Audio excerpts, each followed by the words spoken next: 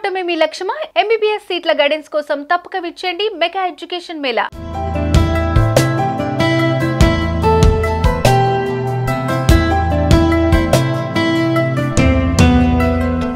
రక్షాబంధన్ లేదా రాఖీ పండుగ అన్నా చెల్లెళ్ల అనుబంధానికి ప్రతీక.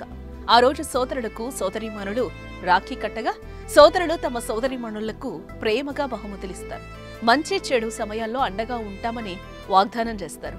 అలాంటి రాఖీ పండుగకు సమయం దగ్గర కావడంతో సందడి మొదలైపోయింది. మార్కెట్లో రాఖీ విక్రయాలు జోరందుకున్నాయి. తమ అన్నా తమ్ముడికి మంచి రాఖీలు కట్టాలని అక్కా చెల్లెళ్లు ఎదురుచూస్తున్నారు.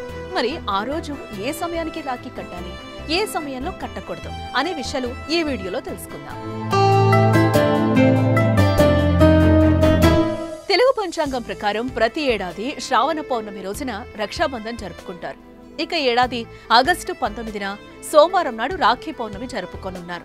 ఆగస్టు 19వ తేదీన సోమవారం ఉదయం శ్రావణ మాసం శుక్లపక్షంలో పౌర్ణమి తిథి తెల్లవారుజామున 3:04 ప్రారంభమయ్యి అదే రోజు రాత్రి 11:55 ముగుస్తుంది.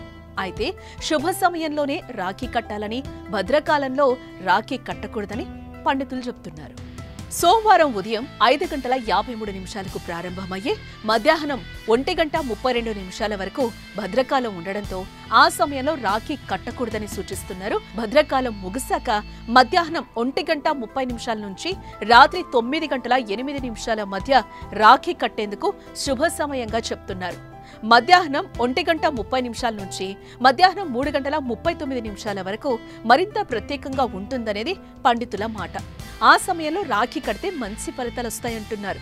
రాఖీ కట్టేటప్పుడు, కట్టించుకునేటప్పుడు ఆ సమయంలో తెలుపు రంగు దుస్తులు ధరిస్తే మంచిదని, దీనివల్ల విశేష శుభ ఫలితాలు కలుగుతాయని అంటున్నారు పండితులు.